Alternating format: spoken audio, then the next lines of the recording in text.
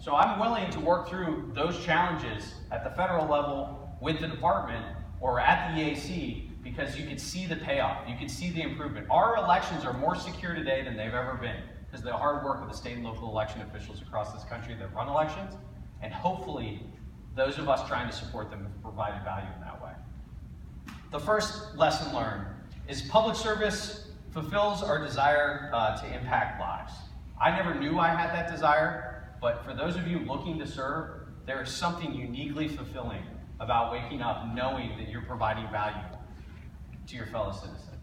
And that's not fake, that's not touchy-feely or soft. It's a very tangible, real feeling that I have almost every day as I work to serve. Two is, it puts you in the middle of some of the toughest challenges. Public servants, unlike some members of the private sector, public servants, unlike some members in other industries, are uniquely positioned to work across private industry and public officials to improve the quality of life for their fellow citizens, right? So as I sat at DHS or the EAC, I'm working with Microsoft, Google, Twitter, folks I never thought I'd get to work with, innovative, creative people, because they're not going to work together if there isn't someone else working with them, right? And the federal government in this case, state government in many cases, county government in many cases, are uniquely positioned to go to those areas of industry, work across government in order to improve it. So you're solving some of America's toughest problems. Securing elections is a really difficult challenge. It's really hard. And we get to sit there and try to help solve that larger problem.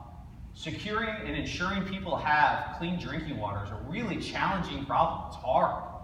And county, state, and federal government officials sit right in the middle of that, trying to serve to ensure just the basic needs of their citizens, right? It's a really cool opportunity and challenge. Number three, take advantage of the opportunities that are offered. I was lucky. I got chances I never dreamed of. I thought I was just going to go be a government lawyer somewhere. Next thing I knew, I was a CIO and then a cybersecurity advisor. What? How the heck did that happen, right? Opportunity, I was lucky. And I was willing to take those chances. Don't fight the turf battles either, okay? It's easy in public service to want to box out for your agency or your department, to want to say, no, this is our area, we do that. But government works best, service works best when we're all working together rowing the same direction. And the biggest problems I've seen solved are when public servants come together and put aside the turf battles, the prior history. I had no idea until I got to DHS the baggage that DHS has seen within other federal agencies. But I can tell you, when it came to election security, those federal agencies were willing to put that aside and say, okay, we're all working together towards this one common goal of securing democracy.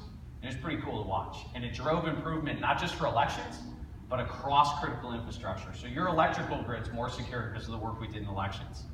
Your water's more secure because of the work we did in elections. It's really cool to watch members across federal, state, and local government work together to improve security. Number four, enjoy the journey. This is something I wish I would have done more of. This is a regret I have. I travel a lot. I am in a lot of really cool places. I get to go, I've been to 45 of the state capitals, and I haven't taken enough time to take a deep breath and appreciate what I've gotten to do. I haven't taken enough time to look around the room and think, why am I here? How did I get here? This is wild. So take the time and enjoy the journey, because public service on a day-to-day basis is hard, but it's those opportunities to enjoy those little victories, bigger victories, and opportunities that are really cool, that are really fun. I remember being in Helena, Montana, somewhere I never thought I'd go. What a gorgeous city. Standing at the state capitol thinking, this is awesome. What am I doing in Helena, Montana? Like, how cool is this? Just opportunity that I never thought I'd get, to go to a state I never thought I'd go to work with people I never thought I'd get to work with. So take the time to take a deep breath and appreciate it, because it goes by really fast. I'm old now, and it's disappointing that I didn't, when I was younger, look back and go, let's appreciate the opportunities I've got now, because you can't get them back at that time, right? You gotta enjoy it while you're there. Number five is be a utility player. If there's one thing I think I've done well in my career, there are a lot of things I haven't done well, it's being a utility player. Being of value across the organization, not just in one place. Don't stovepipe yourself to run one role or one service. Try to learn as much as you can about the organization you work within and provide value across it instead of up and down. Does that make sense?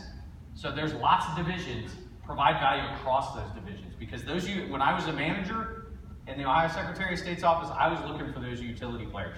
Who could I grab from one section and have confidence that I could put that person in another section and they would provide value?